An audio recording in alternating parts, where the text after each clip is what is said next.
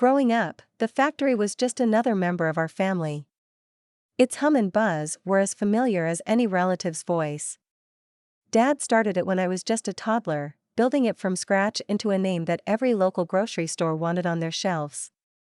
After he passed, it was up to me and my brother David to keep the wheels turning. "Rebecca, you ready to step up?" "This isn't kid stuff," David had said on the day we took over. He was older by just 3 years, but sometimes acted like a gruff old man. "Yeah, I've been ready," I shot back, more confident than I felt.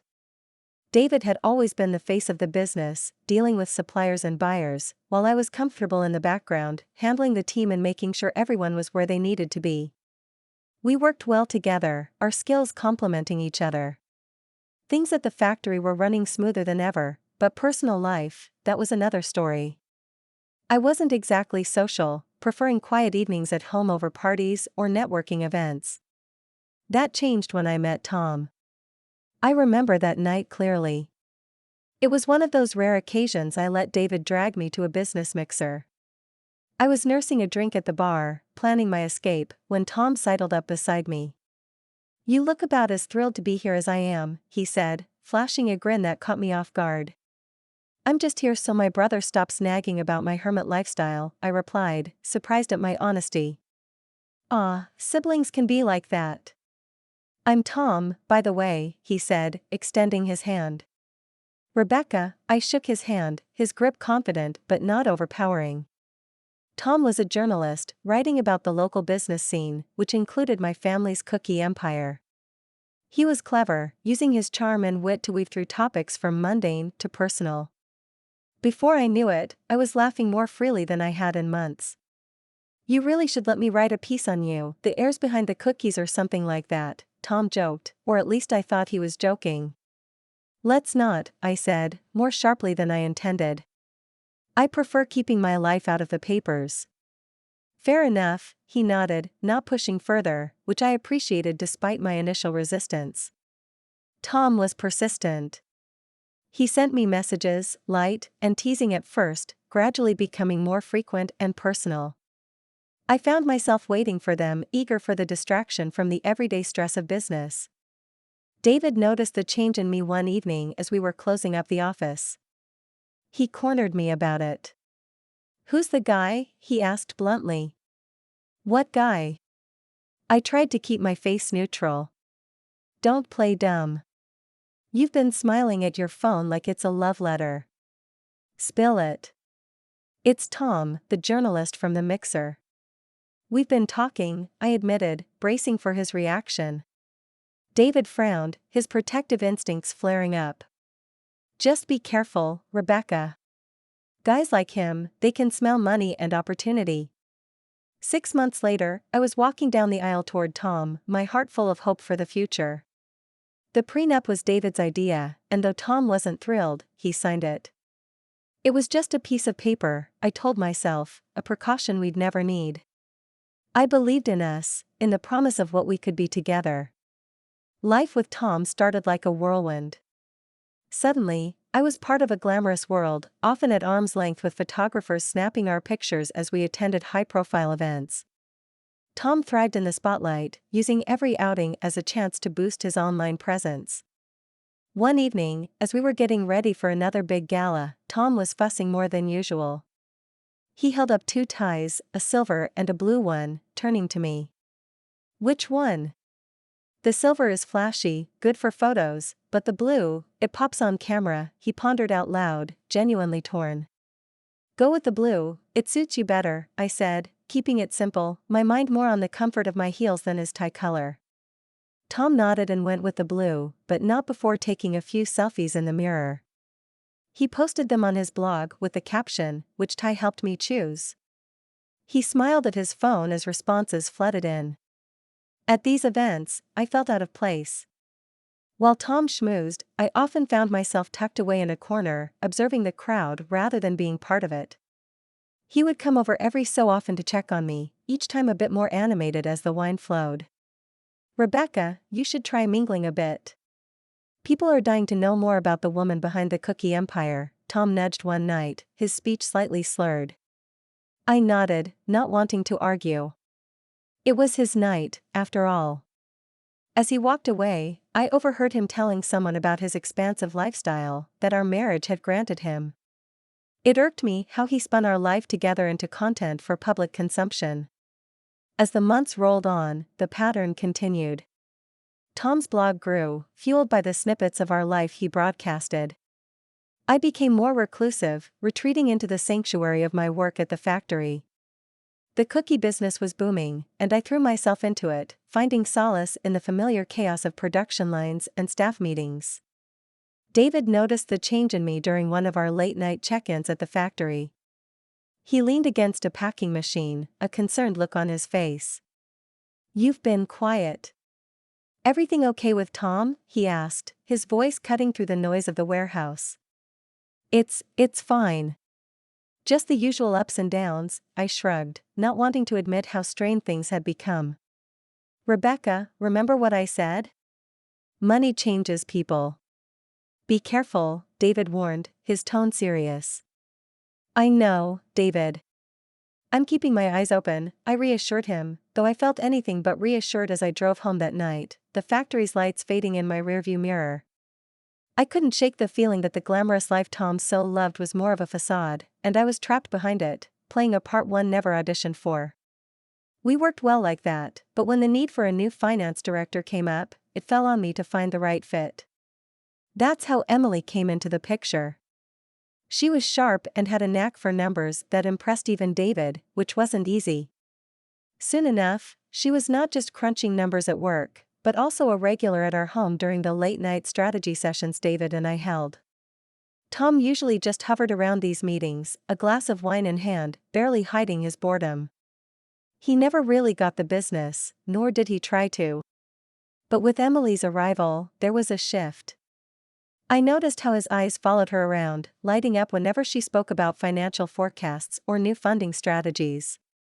However, Tom's interest seemed more personal than professional. I brushed it off initially, chalking it up to his usual charm. He always did enjoy charming intelligent women, and Emily fit that bill. Yet, something in my gut twisted a bit each time I saw them laughing together, a little too closely for comfort.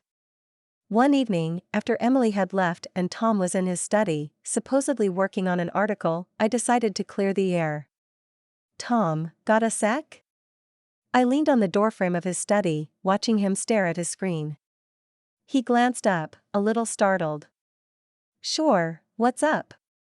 "It's about Emily." "You guys seem to be hitting it off," I said, trying to keep my tone neutral but firm. Tom raised an eyebrow, his fingers pausing over the keyboard. "What do you mean?" "We're just talking shop, business." "Yeah, I get that. Just seems like you're really into those conversations." "Just making sure it's all it is," I pushed, needing to hear him say it. He chuckled, a bit too casually. "Rebecca, you're worrying about nothing. She's smart and has good ideas. That's all I'm interested in." As Tom went back to his typing, I couldn't shake off the discomfort. His reassurances did little to soothe the doubts creeping up on me. I found myself confiding in David more than ever during our late-night sessions after Emily and the other staff had left. "Everything okay with you and Tom?" David asked one night as we reviewed some shipment schedules. "It's fine. He's busy with his trips, and I'm here with the cookies," I shrugged, trying to sound nonchalant. David frowned, not buying it. "You know I don't like that guy much. Always thought he was a bit slick." "Just watch yourself, Rebecca." "I am, David." "Thanks," I said, grateful for his concern, but feeling the weight of my marital woes grow heavier. Despite this, life at home and work kept marching on. Tom's travels, for whatever stories he was chasing, became more frequent, and, oddly enough, I was relieved. His trips meant fewer awkward dinners and less tension between him and Emily. I focused on the company, pushing those nagging thoughts aside. The factory was gearing up for a major expansion, and I threw myself into the work. The company was celebrating a record-breaking quarter, and David and I decided to throw a big party for the whole team. The venue was decked out, the music was lively, and the air was buzzing with laughter and chatter. Tom was there too, of course. He had his phone out, capturing everything for his blog. "This is going to be great content," he said, winking at me as he filmed the decorations and the crowd. I forced a smile, still uneasy about broadcasting our personal lives. As the party went on, I needed a break from the noise and slipped out to the quieter foyer. That's when I heard them, whispers that weren't meant for my ears. Curiosity piqued, I edged closer to the partition, my heart pounding in my chest. There was Tom, in a far too intimate embrace with Emily. The sight knocked the wind out of me, but it was their words that cut deeper. "Just wait till Rebecca's money hits our account, we'll be out of here, away to our dream house abroad," Tom whispered, his voice thick with greed and deception. Emily giggled, her voice tinged with contempt. "Can you believe how clueless she is? What a stupid chicken." The room spun as their laughter pierced through me. They were using me, mocking me. The pain was sharp and raw, and it burned through my shock. I stood frozen, the urge to confront them wrestling with the need to protect what was left of my dignity. I chose the latter, stepping back into the shadows before they could see me. My mind raced as I walked back to the main hall. I needed support. I needed David. I found him chatting with a group of employees, his laughter a stark contrast to the turmoil inside me. Pulling him aside, I whispered urgently, "David, we need to talk now." His face fell as he saw my expression. We found a quiet corner, and I poured out everything, the affair, the plans, their cruel words. David's face hardened with each word, his protective fury barely contained. "That son of a," David's hands balled into fists. "And Emily? I can't believe she'd do this. We need to be smart, David. We can't let them destroy everything we've built," I said, my voice shaky but resolute. "You're right. We'll get the auditors on this first thing tomorrow, and a detective. We'll do this quietly, gather all the evidence we need to nail them both," David said, his tone ice cold. The rest of the night was a blur. I went through the motions, smiling and chatting, while inside a storm raged. Tom came up to me several times, oblivious to the fact that I knew everything. Each time, it took all my strength not to reveal anything. The morning after the party, I was at the office early. David had arranged everything by the time I arrived. "They'll be here in an hour. I've told them it's a routine check, nothing to raise suspicions," he informed me as I stepped into his office. "Good.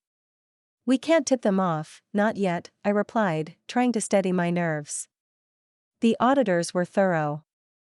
They set up in one of the conference rooms with stacks of financial statements, invoices, and bank records. I tried to focus on my work, but my mind kept drifting to the auditors and what they might find. Around mid-afternoon, one of the auditors called us into the conference room. "We need to discuss our preliminary findings," he said, his expression grave. The room felt suddenly too small, the air too tight. "What is it?" David asked, his voice tense. The lead auditor spread out several documents on the table. "We found numerous irregular transactions. Large sums have been transferred to an external account over the past few months. Here and here," he pointed to the highlighted lines on a bank statement. I felt a chill run down my spine. "Whose account?" I managed to ask, bracing myself for the answer. "It's registered under Thomas Landon," the auditor replied, looking from me to David. My worst fears were confirmed. I fought to keep my composure. "What about any links to Emily Rogers?" I asked, my voice barely a whisper. "We're still looking into that, but given the patterns, it's likely we'll find a connection," the auditor answered. The next few days were a blur of meetings with lawyers and more sessions with the auditors. Each new piece of evidence was a stab in the heart, but also a building block towards the fortress of my revenge. I knew I had to be strong for myself and our family's company. As the auditors wrapped up their investigation, the private detective David had hired came in with his findings. He laid out photographs and receipts on David's desk, Pictures of Tom buying a luxury car and expensive jewelry, not for me, but for Emily. And there's more, the detective said grimly. They booked tickets to Mexico 4 months from now. Looks like they plan to drain your accounts and run. David and I exchanged a glance, the final pieces clicking into place. He's also signed a contract with a major media company in Mexico, the detective added. The betrayal was deeper than I had imagined. Not only was Tom stealing from me, but he was also planning a whole new life with Emily, funded by the money he took from my company. Armed with this information, we finalized our plan. Legal and financial traps were set quietly, ensuring that when Tom and Emily tried to make their move, they'd find themselves with nowhere to go. The end of the year was approaching, and it brought with it the perfect opportunity to set my plan into motion. I decided to host a pre-Christmas celebration for the company. It was an annual event, typically a time for cheer and toasts, but this year it was the stage for my carefully crafted retribution.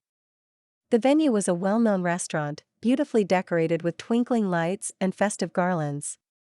Employees milled around, laughing and chatting, completely unaware of the drama about to unfold. Tom arrived, looking as dashing as ever and completely oblivious to my plans. He went straight to work, filming the decorations and guests, and broadcasting live to his blog followers. Looking stunning, babe, Tom said, coming over to give me a quick peck on the cheek before returning to his video. Thanks, Tom. Make sure you get good shots, I said, my tone light, masking the storm inside. The evening progressed smoothly, and after dinner, it was time for the main event. I took the stage to give the annual awards to the employees. This was it. My heart was pounding as I called Emily up first. Let's hear it for Emily Rogers, everyone. This year's standout employee, I announced, my voice steady as applause filled the room. Emily beamed as she walked up, clearly pleased by the recognition. I handed her a beautifully wrapped gift box. Open it later, I whispered, and she nodded, oblivious to the trap. After a few more awards, it was Tom's turn. I saved him for last, making sure the cameras were still rolling. And now, for a special recognition, Tom. Could you join me up here? I called out, my voice echoing through the room. Tom looked surprised but pleased as he made his way to the stage. What's this about? He whispered as he joined me under the spotlight. Just a little something to show my appreciation, I said, handing him a similar gift box. Why don't you open it now, for everyone to see? Tom, ever the performer, played up his curiosity for the cameras, tearing into the wrapping paper. The moment the contents were revealed, his face went white. Divorce papers and photos of him with Emily. The room fell silent, all eyes on Tom. His mouth opened and closed, but no words came out. He looked around, desperate, but there was no escape. And Emily, why don't you open your gift now too? I called out, my voice clear and strong. With shaky hands, Emily opened her box, pulling out receipts for the car Tom bought her, along with bank statements detailing the stolen money. Tom, usually so composed and competent, stood frozen. The live cameras, still broadcasting to his blog, captured every moment of his disgrace. There was nowhere for him to hide, no narrative he could spin that would undo the truth laid bare before his audience. I took a deep breath and addressed the room. Ladies and gentlemen, what you're witnessing tonight is not just a revelation, but a betrayal of the worst kind, I began, my voice steady but charged with emotion.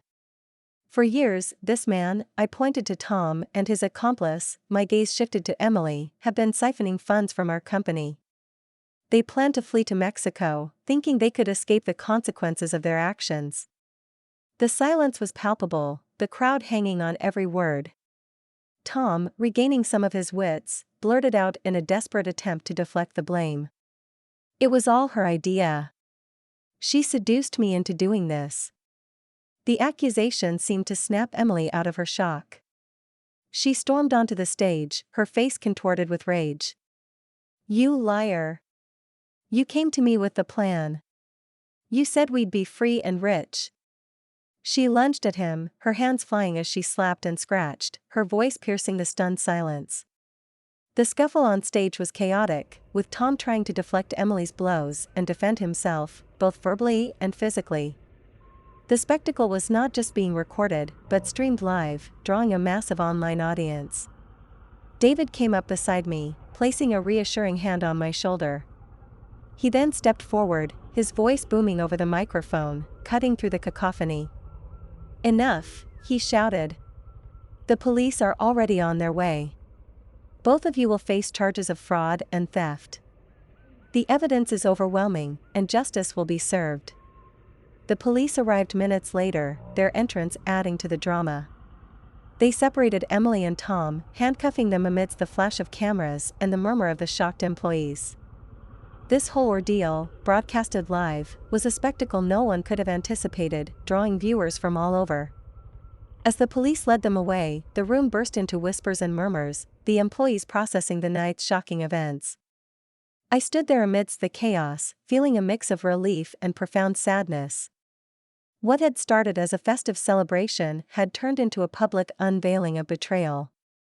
The live feed was still running, and I realized the camera was focused on me. Gathering my composure, I addressed the audience directly. "Thank you for your support. Tonight was about bringing the truth to light, no matter how painful. We will rebuild, and we will emerge stronger." The support was immediate and overwhelming. Comments poured in, messages of solidarity and encouragement flooding the live feed. People praised my courage and even suggested I start my blog to share my side of the story. David squeezed my shoulder. "You did what you had to do, Rebecca. It's over now." But as I looked around at the remnants of the evening, the decorations that now seemed garish, the empty stage that had just hosted a confrontation, I knew it wasn't over. This was just the end of a chapter. There was much to do, relationships to mend and a company to heal. I filed for divorce immediately and sued Tom for the financial havoc he'd wreaked through his deceit and fraud. The court ruled in my favor, and Tom was ordered to pay a hefty sum in compensation, money that would help stabilize the company's finances and ensure our employees didn't suffer because of his greed. Emily's fate was sealed in court. She was convicted of embezzlement, had to return all the stolen funds, and lost her financial license. The industry ban was the final nail in her professional coffin. Meanwhile, Tom's life unraveled spectacularly. The Mexican media company he planned to escape to terminated his contract when they caught wind of his criminal activities. No one else wanted to touch him. His reputation was toxic, and his professional network crumbled. His followers abandoned him, disgusted by his actions, forcing him to shut down his blog. One afternoon, as I was reviewing the quarterly performance reports in my office, Tom showed up unannounced. He looked defeated, a shadow of the man he once was. "Rebecca, I'm so sorry. Can we talk?" His voice was shaky, his eyes not meeting mine. I stood firm, the memories of his betrayal still fresh. "There's nothing to talk about, Tom. You should leave," I said sternly. "Please, Rebecca. I've lost everything. I just need a chance to explain," he pleaded, taking a step closer.